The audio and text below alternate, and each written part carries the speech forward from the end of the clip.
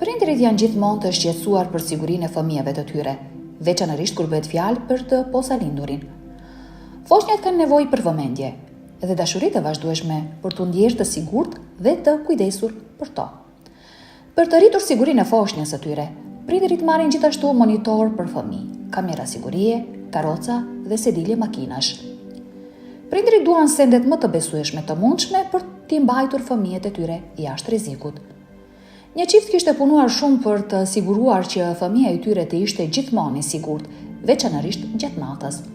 Ata blenë një krevat fëmijësh të rehatshëm dhe me cilësi të lartë për vajzën e tyre.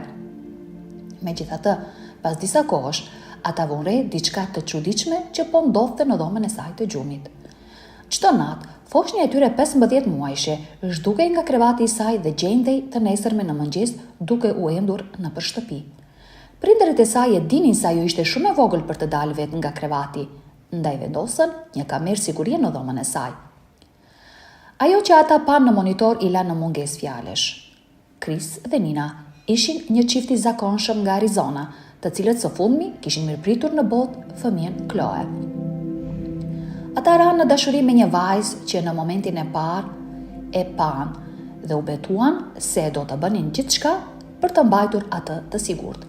Fatkeqësisht, një natë në dhomën e gjumit të vajzës së tyre ndodhi diçka e papërshkrueshme. Rritja e një të porsalinduri nuk ishte e lehtë për ta. Baby Chloe shpesh qante dhe i mbante prindërit zgjuar natën.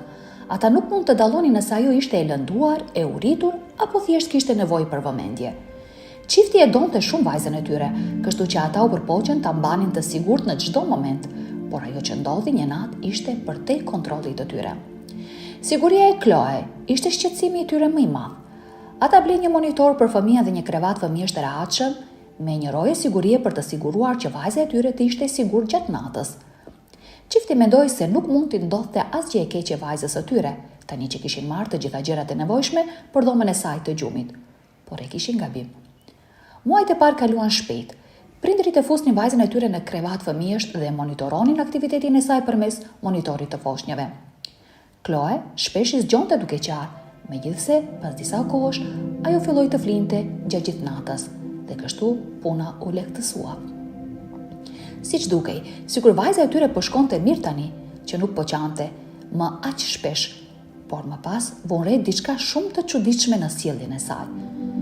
Një natë pasi e vuri në gjumë Chloe, çifti shkoi në shtrat dhe nuk i zgjoi ata tër natën foshnja dhe më në fund arritën të kapnin gjumin, por me një gjë që pa në mëngjesin tjetër i tronditi ata deri në palc. Gjithashtu, nëse nuk e keni bërë tashmë, abonohuni në kanalin ton dhe klikoni në zilën e njoftimit për t'u frymëzuar nga këto histori reale çdo ditë. Të nesërme në mëngjes, nëna shkoi në dhomën e Chloe për ta kontrolluar atë. Gruaja nuk u besonte syve kur kuptoi se djepi i vajzës së saj ishte bosh. Pa asnjë shenjë të vajzës në dhomë. Menjëherë i kapi paniku, ku ishte vajza e tyre. Nina vrapoi te Chris me lajme shkatruese. Së bashku ata filluan të kërkonin Chloe në shtëpi dhe të thërisnin emrin e saj. Ata nuk mund të kuptonin se si ajo mund të shpëtonte nga djepi i saj dhe të hapte derën e dhomës së gjumit pasi ishte shumë e vogël. Chris dhe Nina u tronditën. Ata kërkuan për vajzën e tyre në çdo dhomë, lart, por Chloe nuk u gjend askund. Kur Nina zbriti në katin e poshtëm, ajo pa diçka që i bëri flokët që t'i ngriheshin. Vajza e saj ishte ulur në dyshemejnë e dhomës së tyre të ndenjes, ajo duke e qetë dhe relaksuar. Nina u lehtësua, por në të njëjtën kohë u ndje turbullt nga sjellja e së bijes se si ia doli të dilte vetë.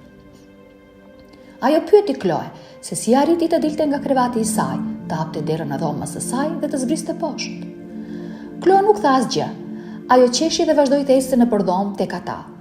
Dukej sikur ajo dinte diçka që ata nuk e dinin.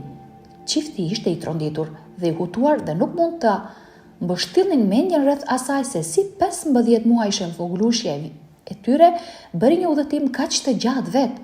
Në fund, ata vendosën të harronin incidentin e çuditshëm dhe të shpresonin se vajza e tyre të mos shpëtonte nga një djep i saj. Pak e dinin se çfarë do të ndodhte natën tjetër. Chris dhe Nina e futën sërish vajzën e tyre në krevat fëmijësh dhe shpesonin se ajo nuk do të shpëtonte këtë herë. Për fat të keq, disa orë më vonë, frika e tyre me e keqe ishte bërë realitet. Chris u zgjua disa orë më vonë nga zhurma e vajzës së tyre që këndonte dhe lëvizte përreth shtëpisë. Chloe kishte ikur përsëri nga dhoma e saj. Prindrit ishin në mosbesim. Nina kontrolloi krevatin e foshnjës për të siguruar që portat të mos ishin thyer. Gjithçka në dhomën e Chloes dukej e zakonshme. Ajo e dinte se Chloe nuk mund të dilte vetë nga krevati. Ishte ende shumë e vogël. Ishte e mundur vetëm që ajo të ikte me ndihmën e dikujt, pavarësisht përpjekjeve më të mira të tyre. Vajza e tyre vazhdonte të dilte nga dhoma e saj çdo natë. Chris filloi të humbiste gjithnjë më shumë gjumë. Ata e dinin se nuk ishte e sigurt që vajza e tyre të endej vetë në shtëpi natën. Ata duhej të krijonin një plan se si ta zgjidhnin këtë problem të çuditshëm dhe së shpejti ata gjetën një mënyrë për të zbuluar se çfarë po ndodhte në të vërtetë në dhomën e saj të gjumit. Gjatë natës Chris dhe Nina vendosën të blinin një kamerë sigurie për fëmijën dhe ta instalonin në dhomën e gjumit të Chloe. Ishte e vetmja mënyrë që ata të zbulonin se si vajza e tyre arrinte të ikte çdo natë nga djepi i saj. Ata vendosën kamerën në majtë të komodinës përballë shtratit të vajzës së tyre dhe u përgatitën të zbulonin edhe një herë të vërtetën. Prindërit e vajzës u zgjuan në mes të natës nga Chloe duke vrapuar në shtëpi, duke luajtur me lodrat e saj dhe duke kënduar me zë të lartë. Nina era skapitur. Chris shkoi te kamera e foshnjës për të parë se çfarë kishte ndodhur. Rezultati nuk ishte as pak ai që prisnin. Çifti e pa regjistrimin me magjepseje dhe habiti. Rreth orës 6 të mëngjesit, dera e dhomës së Chloe u hap dhe 2 nga qenët e familjes së tyre vrapuan drejt jepit të vajzës dhe filluan ta zgjonin atë. Por ajo që ndodhi më pas ishte edhe më befasuese. Në video çifti pa retrivierët e tyre të artë duke vrapuar brenda dhe jashtë dhomës së Chloe me emocion. Ata po e preknin butësisht vajzën dhe po i lëpinin fytyrën. Pasi Chloe u zgjua plotësisht, ajo doli me padurim nga krevat fëmijësh dhe ndoqi miqtë e saj në korridor.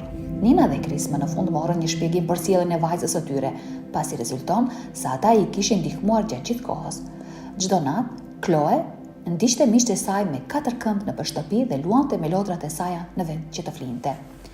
Prindërit u lehtësuan pasi nuk ishte gjë tjetër veç se një aratisje pa kuptim. Me ndihmën e qenëve të familjes së saj, vajza e tyre ishte e sigurt gjatë gjithë kohës.